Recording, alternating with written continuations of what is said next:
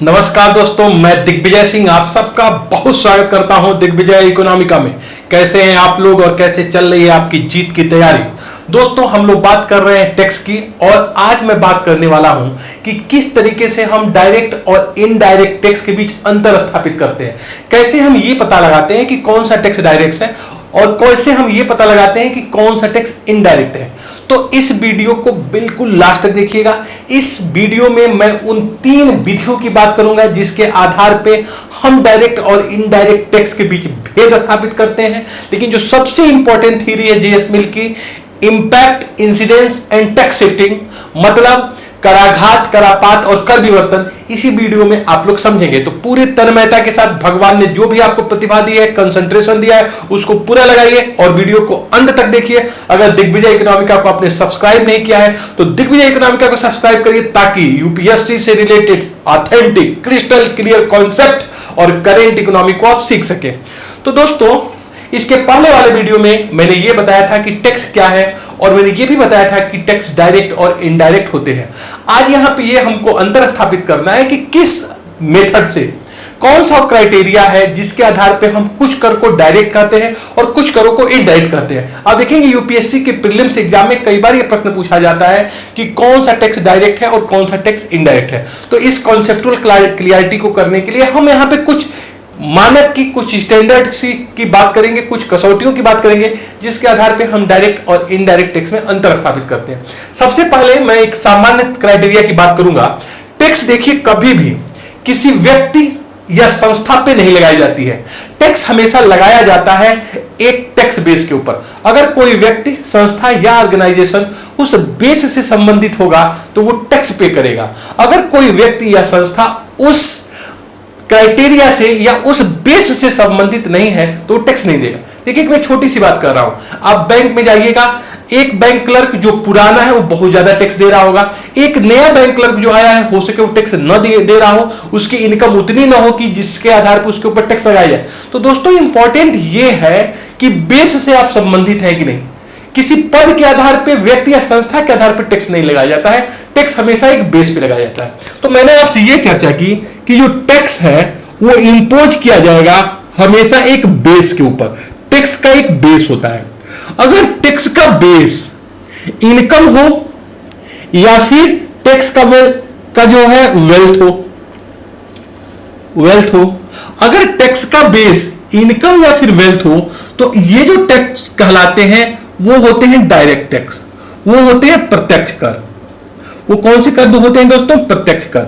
लेकिन अगर जो टैक्स का बेस है वो गुड्स या फिर सर्विसेज है, वो गुड्स और सर्विसेज हो, अगर टैक्स का बेस गुड्स और सर्विसेज हो तो वो होगा इनडायरेक्ट टैक्स। तो ये बहुत ही एक आसान मेथड है जिसके आधार पे आप ये बता सकते हैं कि कौन सा टैक्स प्रत्यक्ष है और कौन सा टैक्स अप्रत्यक्ष है या फिर परोक्ष है।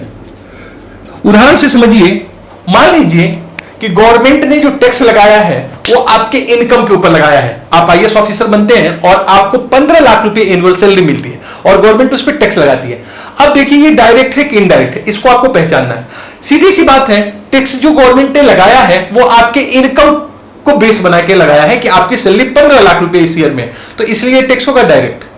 इसी तरीके से मान लीजिए कि आप 10 लाख रुपए बैंक में जमा करते हैं और आपको 1 लाख रुपए ब्याज मिलता है और उसके ऊपर इंटरेस्ट टैक्स लगा दिया जाए तो ये कौन सा टैक्स होगा? आप समझिए कि यहां बेस क्या है। यहां भी जो 80,000 या 1 लाख रुपीज आपको इंटरेस्ट मिला है वो है बेस और वो बेस है इनकम। आपकी इनकम बढ़ोतरी हुई है तो ये भी टैक्स देखिए दोस्तों होगा डायरेक्ट टैक्स। तो कुल मिला जुला के अगर टैक्स का बेस इनकम या आपका वेल्थ है, मान लीजिए आपने एक शेयर खरीदा 25 रुपए का और वो शेयर बेच देते हैं 200 रुपए में, तो जो आपको कैपिटल का गेन हुआ है बेसिकली इससे आपकी इनकम बढ़ रही है, तो जो कैपिटल गेन टैक्स लगेगा या फिर सिक्योरिटी ट्रांजैक्शन टैक्स लगेगा वो होगा डायरेक्ट टैक्स। इसी तरह आप समझिए, एक आप प्रॉपर्टी खरीदते हैं दिल्ली में और वो प्रॉपर्टी 20 लाख की होती है, 5 साल बाद उस प्रॉपर्टी को आप 50 लाख में बेच देते हैं, तो यहां पर भी गवर्नमेंट एक टैक्स लगाएगी और ये टैक्स होगा long run capital gain tax और ये होगा डायरेक्ट टैक्स। इसलिए दोस्तों ये डायरेक्ट टैक्स होगा क्योंकि इसका बेस जो है वेल्थ है। इसी तरीके से हेरिटेज में आपको संपत्ति मिलती है और गवर्नमेंट उस पर स्टेट ड्यूटी लगा देती है, तो ये भी डायरेक्ट टैक्स होगा। तो दोस्तों इसी तरह आपको कोई गिफ्ट दे दे 10 लाख रुपए, तो गवर्नमेंट उसको इनकम में जोड़ के अगर टैक्स आपसे ले ले या फिर गिफ्ट टैक्स लगाया जाता हो तो डायरेक्ट टैक्स होगा। तो कुल मिला जुला के समझिए कि जब टैक्स का आधार आपका इनकम या फिर आपका वेल्थ हो तो वो होगा डायरेक्ट टैक्स। दूसरे इनडायरेक्ट टैक्स वो होते हैं दोस्तों जो गुड्स या सर्विसेज को बेस बना के लगाए जाते हैं। लाइक एग्जांपल, मान लीजिए कि आपने एक लैपटॉप परचेज किया या फिर आपने एक मोबाइल परचेज किया, तो आप देखते हैं उसके ऊपर टैक्स लगा रहता है और वो जीएसटी है, सेंट्रल जीएसटी और स्टेट जीएसटी। तो दोस्तों ये जो टैक्स लगा सेंट्रल जीएसटी और स्टेट जीएसटी, बेसिकली ये इनडायरेक्ट टैक्स हुआ, इसलिए क्योंकि जो टैक्स है उसका बेस लैपटॉप है और लैपटॉप एक गुड्स है। अगर आप एक ऑनलाइन क्लासेज करते हैं और वहां पे फी पेमेंट करते हैं तो वहां पर भी देखिएगा टैक्स लगाया जाता है, वो भी जीएसटी का पार्ट है। तो दोस्तों चूंकि आप सर्विस ले रहे हैं और उसके आधार पे आपको टैक्स लगाया गया, तो यहां भी होगा आधार के रूप में सर्विस, तो यह भी होगा इनडायरेक्ट टैक्स। इसी तरह से मान लीजिए आप जो है यात्रा करते हैं, ट्रेवल करते हैं और आप एयरलाइन से यहां से यूएस चले जाते हैं, तो यहां पर भी अगर आपको टैक्स लगाया जाएगा तो वो भी सर्विस टैक्स का मतलब इनडायरेक्ट टैक्स होगा क्योंकि आधार यहां सर्विस है। तो इसी तरह आप मूवी देखने जाते हैं, वहां पर भी आप देखते हैं टैक्स लगता है, तो वो भी सर्विस के आधार बनाया गया। मूवी आप देख रहे हैं, सर्विस इनटेक कर रहे हैं। कुल मिला के बड़े ही आसान शब्दों में आपको जब प्रश्न पूछा जाए तो आप ये ध्यान दीजिए कि जो टैक्स लगाया गया वो लगाया किसके ऊपर गया, लगाया गया है किसी बेस के ऊपर। अगर वो बेस आपका इनकम या फिर वेल्थ हो तो डायरेक्ट टैक्स होगा। अगर बेस गुड्स एंड सर्विसेज हो तो इनडायरेक्ट टैक्स होगा। कुल मिला जुला के आप एक सेंट्रा फ्रेश खाते हैं या फिर आप एक डेयरी मिल्क खाते हैं तो कौन सा टैक्स पे करते हैं बताइए? क्योंकि वो वस्तु है और वस्तु के ऊपर टैक्स लगा है, इसलिए इनडायरेक्ट टैक्स होगा। तो सबसे आसान एक तरीका मैंने बताया, पहला तरीका मैंने बताया इंपैक्ट, इंसिडेंस और टैक्स सेफ्टिंग की बात मैं सबसे बाद में करूंगा। सबसे आसान तरीका डायरेक्ट और इनडायरेक्ट टैक्स का जो अंतर स्थापित करने का डिस्टिंक्शन का है वो है बेस, और बेस हमको देखना पड़ेगा कि इनकम वेल्थ है या फिर गुड्स एंड सर्विसेज है। अब आइए हम दूसरे एक आधार की बात करते हैं। एक दूसरा भी बहुत आसान तरीका होता है जिसके आधार पर आप डायरेक्ट और इनडायरेक्ट टैक्स के बीच अंतर कर सकते हैं। अगर आप इनकम जनरेशन कर रहे हैं,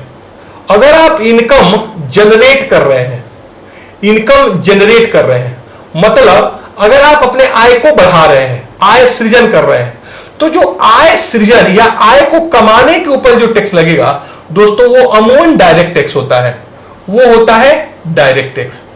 जबकि जब अपने इनकम को आप खर्च कर रहे हैं, जो आपके पास इनकम है अगर उसको एक्सपेंड कर रहे हैं, एक्सपेंडिचर हो रहा है, एक्सपेंस कर रहे हैं, व्यय कर रहे हैं, उस अपने इनकम को रिड्यूस कर रहे हैं, तो इनकम रिडक्शन के ऊपर बेसिकली आप इसको ये बोल सकते हैं इनकम रिडक्शन, संपत्ति को कम करना, आय को खत्म करना। इनकम रिडक्शन के ऊपर जो टैक्स लगेगा वो दोस्तों होगा इनडायरेक्ट टैक्स, वो होगा अप्रत्यक्ष कर।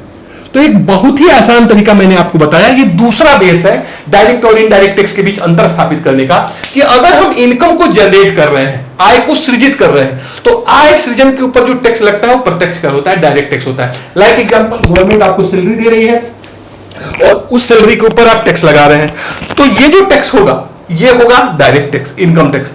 इसी तरह कारपोरेट को आप देखिए, कारपोरेट टैक्स अगर लगा तो कारपोरेशन ने प्रॉफिट कमाया और 1 साल के प्रॉफिट पे टैक्स लगाया गया, तो यहां पर वो कारपोरेट आय जो सृजित कर रहा है। जब कभी आय सृजित हो, मैंने कहा इंटरेस्ट टैक्स, गिफ्ट टैक्स, जब भी आपको आय बढ़ रही हो तो ये होगा डायरेक्ट टैक्स। दूसरी तरफ जब आप इनकम को अपने रिड्यूस कर रहे हो, इनकम को खर्च कर रहे होते हैं, मैंने कहा कि मूवी देखने आप जाते हैं, मैंने कहा था अभी आपको कि वो सर्विसेज है इसलिए वो इनडायरेक्ट टैक्स होगा, लेकिन आप अपने इनकम को रिड्यूस भी तो कर रहे हैं। आप जाते हैं किसी रेस्टोरेंट में खाते हैं, वहां पे मैकडी पे मान लीजिए कि आप गए और कुछ खाए, तो कौन सा टैक्स लगेगा? इनडायरेक्ट, क्योंकि आप इनकम को रिड्यूस कर रहे हैं। सीधी सी बात है, जब हम अपने इनकम को रिड्यूस कर रहे होते हैं, खर्च कर रहे होते हैं, तो वो जो होता है इनडायरेक्ट टैक्स होता है, और जब हम अपनी इनकम को इनहांस कर रहे होते हैं वो होता है डायरेक्ट टैक्स होता है। ये बहुत ही आसान तरीका है और बहुत ढेर सारे क्वेश्चन को आपको सही कर देगा। लेकिन कई बार आप देखते हैं कि ये जो दोनों क्राइटेरिया वो फेल हो जाते हैं। दोनों क्राइटेरिया फेल हो जाते हैं, इसलिए हमको तीसरी और सबसे ऑथेंटिक क्राइटेरिया की बात करनी पड़ती है, impact, incidence and tax shifting. आप कहेंगे कि ये क्राइटेरिया जब दोनों है तो तीसरे की आवश्यकता क्या है? कई ऐसे टैक्स आएंगे दोस्तों जिसको प्रथम और दूसरी जो क्राइटेरिया है उसके ऊपर सही आप नहीं कर पाएंगे। जैसे मैं एक एग्जांपल आपको दे रहा हूं, टोल टैक्स। आप यहां से अगर दिल्ली जाते हैं तो कई जगह टोल टैक्स देते हैं। प्रश्न पूछा गया कि टोल टैक्स क्या है, डायरेक्ट टैक्स है, इनडायरेक्ट टैक्स है? नॉर्मली आप कहेंगे कि इनडायरेक्ट टैक्स है टोल टैक्स। क्यों? क्योंकि आप यहां इनकम को खर्च कर रहे हैं और सेवा को आधार बना के बनाई गई है। लेकिन एक्चुअली जो टोल टैक्स है दोस्तों, ये जो टोल टैक्स है वो है डायरेक्ट टैक्स। तो जो सबसे ऑथेंटिक क्राइटेरिया है जिससे कोई भी प्रश्न गलत नहीं होगा, वो जेएस मिल ने दिया था, इंपैक्ट, इंसिडेंस और टैक्स शिफ्टिंग की, कराघात, करापात और कर विवर्तन की। तो इसको बहुत आप लोग ध्यान से समझिएगा कि actually impact, incidence, tax shifting होता क्या है, कराघात, करापात और कर विवर्तन क्या है, और इससे हम कैसे पता लगाएंगे कि कोई टैक्स डायरेक्ट है या फिर कोई टैक्स इनडायरेक्ट है। तो सबसे अच्छे से आपको ये तीसरा मेथड ही सीखना है, इंपैक्ट, इंसिडेंस और टैक्स शिफ्टिंग वाली। तो आइए इस पे चर्चा करते हैं, जेएस मिल की इस मेथड की। और यूपीएससी में मैं बताऊंगा आपसे, कई बार प्रीलिम्स में क्वेश्चन इसके ऊपर पूछा जा चुका है, इंपैक्ट, इंसिडेंस और टैक्स शिफ्टिंग के ऊपर। देखिए, जब भी कोई टैक्स लगाया जाता है, मैंने कहा कि जब भी कोई टैक्स लगाया जाता है किसी व्यक्ति के ऊपर, संस्था के ऊपर या फिर टैक्स बेस के ऊपर, तो जिसके ऊपर टैक्स का मनी बर्डन पड़ता है वो प्रयास करता है कि टैक्स को हम शिफ्ट कर दें। एक मानव प्रवृत्ति है, एक मानवीय, एक ह्यूमंस हमारी टेंडेंसी होती है कि जब हमारे ऊपर कोई मनी बर्डन आता है तो हम चाहते हैं कि मनी बर्डन को शिफ्ट कर सके। कई बार हम ये देखते हैं कि हम अपने मनी बर्डन को शिफ्ट करने में सफल हो जाते हैं और कई बार जो होता है मनी बर्डन को हम शिफ्ट नहीं कर पाते हैं। तो कुल मिला जुला के जब भी कोई टैक्स लगाया जाएगा, चाहे वो डायरेक्ट टैक्स होगा और इनडायरेक्ट टैक्स होगा, तो सबसे पहले इनिशियल या फर्स्ट मनी बर्डन किसी व्यक्ति के ऊपर पड़ेगा। लेकिन वो जो फर्स्ट या इनिशियल मनी बर्डन है, वो व्यक्ति चाहेगा कि इस मनी बर्डन को हम ट्रांसफर करें और दूसरे के ऊपर ट्रांसफर कर पाए। कई बार वो ये करने में सफल हो जाता है कि वो अपने मॉनेटरी बर्डन को, मनी टैक्स बर्डन को वो दूसरे के ऊपर टाल देता है। टालने की प्रक्रिया को हम टैक्स शिफ्टिंग कहते हैं।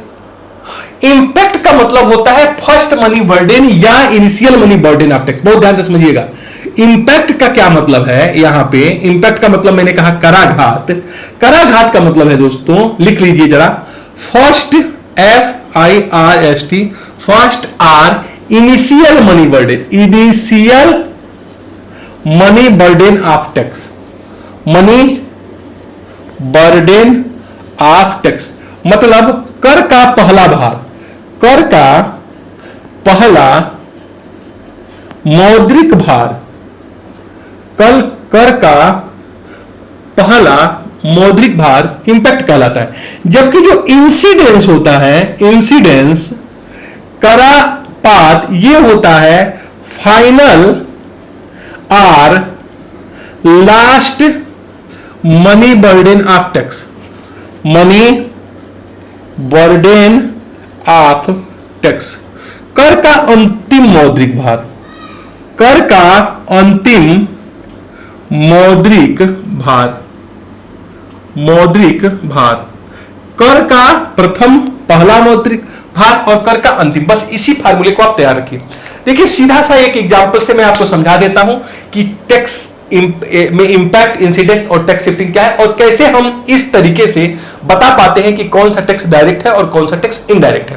लाइक एग्जांपल, मान लीजिए कि आप IAS ऑफिसर बन जाते हैं और आपको 15 लाख रुपए सैलरी मिलती है, तो जो इनकम टैक्स लगेगा वो आपके ऊपर लगेगा। आप उसकी फर्स्ट बीरर होंगे, फर्स्ट मनी बर्डन।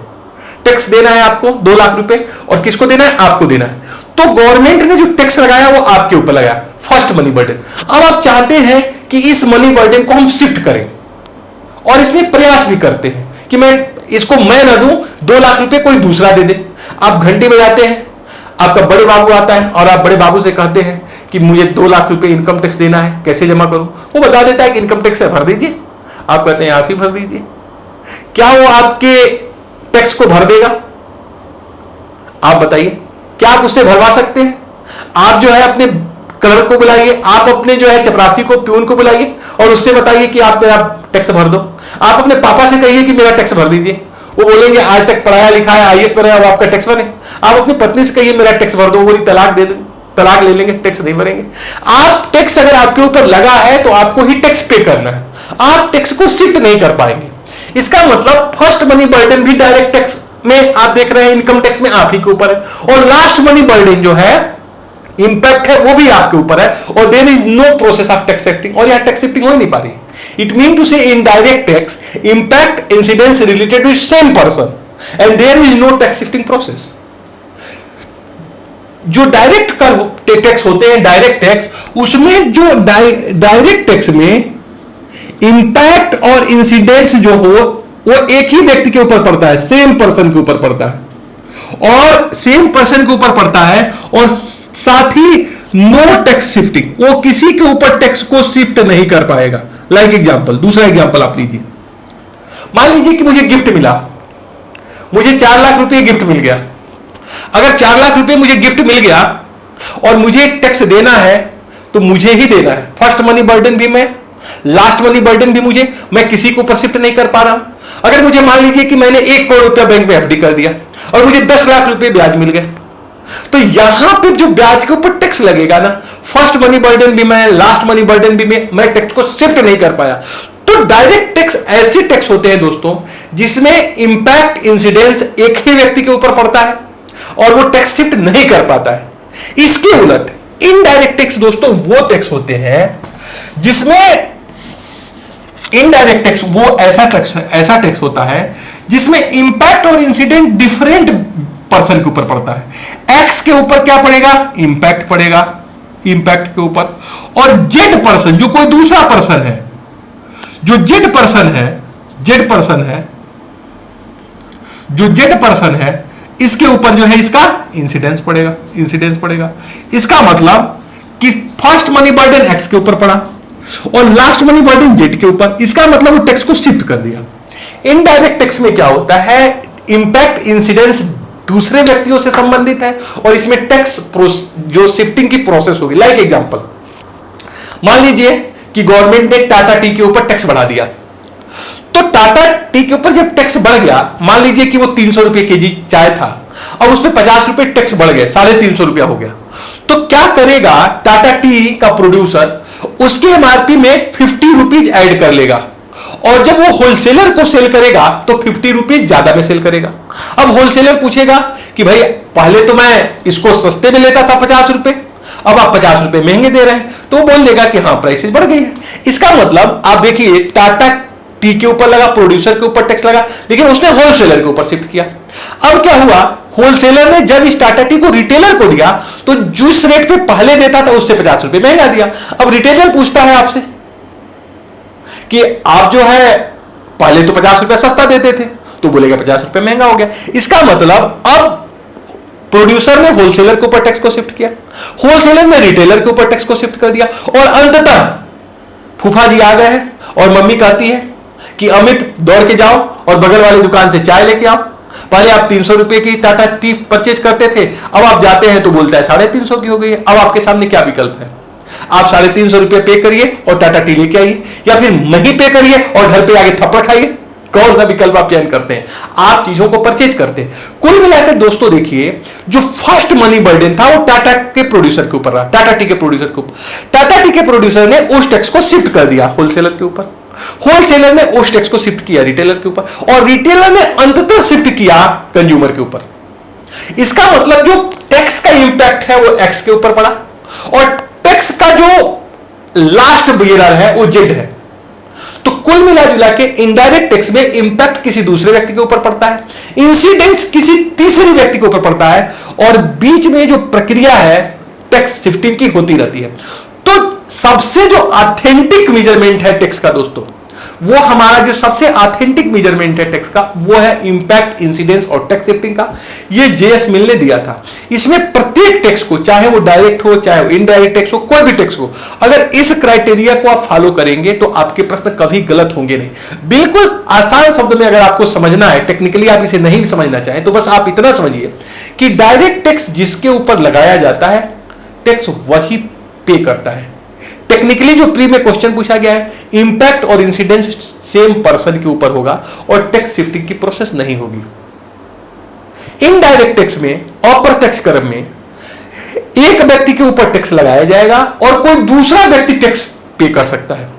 यहां पे एक चीज बहुत इंपॉर्टेंट है, ये कोई जरूरी नहीं है कि जो टैक्स शिफ्टिंग हो रहा है तो पूरा का पूरा टैक्स शिफ्ट कर दिया जाए, ऐसा जरूरी नहीं है। ऐसा हो सकता है कि टैक्स की कुछ मात्रा जो है हम कंज्यूमर पे शिफ्ट करें। लाइक एग्जांपल, अगर टाटा टी को ये भय है कि अगर मैं पूरी की पूरी 50 रुपीज अगर मैं टैक्स को शिफ्ट करूं कंज्यूमर के ऊपर, तो कंज्यूमर मेरे चाय को छोड़ के दूसरा चाय जो है पीना शुरू कर सकता है। तो हो सके वो 50 रुपीज में 25 रुपीज शिफ्ट करे और 25 रुपए अपने जेब से पे करे। तो इनडायरेक्ट टैक्स में जो टैक्स की जो शिफ्टिंग होती है, या तो पूरी भी हो सकती है, पॉसिबिलिटीज है, या पार्शियल भी शिफ्टिंग हो सकती है, यह भी एक पॉसिबिलिटी है। तो यहां पे जो महत्वपूर्ण है इनडायरेक्ट टैक्स में, अप्रत्यक्ष करों में, कि इंपैक्ट किसी के ऊपर, फर्स्ट मनी बर्डन जो है इंपैक्ट है वो किसी के ऊपर पड़ता है, और लास्ट जो मनी बर्डन है, इंसिडेंस है, वो किसी तीसरे के ऊपर पड़ रहा है, और बीच में कर जो विवर्तन है, टैक्स शिफ्टिंग की प्रक्रिया हो रही है। यहां पे मैंने ये भी आपसे क्लियर किया कि कोई जरूरी नहीं है कि पूरी की पूरी मात्रा में टैक्स को शिफ्ट किया जाए, ये आंशिक पार्शियली इन मात्रा में भी टैक्स शिफ्ट हो सकते हैं। तो इंपैक्ट, इंसिडेंस और टैक्स शिफ्टिंग से आप किसी भी प्रश्न का उत्तर देख सकते हैं। लाइक एग्जांपल, टोल टैक्स को लीजिए। अब मैंने कहा कि टोल टैक्स अगर आप पहले और दूसरे मेथड को लगाएं, इनकम जनरेशन, इनकम रिडक्शन को लगा दें या फिर टैक्स बेस मेथड को लगा दें, दोनों ही मेथड कहता है कि टोल टैक्स इनडायरेक्ट टैक्स होगा, और इसलिए इनडायरेक्ट होगा क्योंकि एक में हम इनकम रिड्यूस कर रहे हैं और दूसरा जो बेस है, अगर बेस को लेकर आएंगे तो सर्विस है। लेकिन इस मेथड से आप देखिए कि क्या है, टोल टैक्स एक्चुअली हमारे ऊपर लगा और हमने ही पे किया, तो इंपैक्ट, इंसिडेंस एक ही व्यक्ति के ऊपर पड़ रहा है दोस्तों, इसलिए जो ये टैक्स होगा ये डायरेक्ट टैक्स होगा, टोल टैक्स डायरेक्ट टैक्स होगा। तो ये जो अगर आप मेथड यूज करेंगे तो कभी भी आपका प्रश्न गलत नहीं होगा। मैं पूरे तन्मयता के साथ, पूरे कंसंट्रेशन के साथ आपके साथ हूं। आप तभी आगे बढ़ेंगे जब आप खुद अपना साथ देंगे। भगवान हमेशा उसी की सुनता है, उसी की साथ देता है जो अपना साथ स्वयं देता है। आप कितने ईमानदार हैं, कितने ऑनेस्ट हैं, ये आप जानते हैं। अपनी ईमानदारी से अगर आप लगे हैं और आपको पता है कि मैं लगा हूं, तो आप उस महान लक्ष्य तक जरूर पहुंचेंगे जिसके लिए आप डिजायरेबल हैं, जिसके जो आपकी इच्छा है, उस महान लक्ष्य तक आपको पहुंचना है। बस ईमानदारी के साथ लगे रहिए, दौड़िए मत, थक जाइएगा, रुकिए मत, आपका रास्ता भटक जाएगा। चलते रहिए, चलते रहिए, उस महान लक्ष्य तक आप जरूर पहुंचेंगे, जरूर पहुंचेंगे। Thank you so much for watching Digvijay Economica. God bless you dear friends.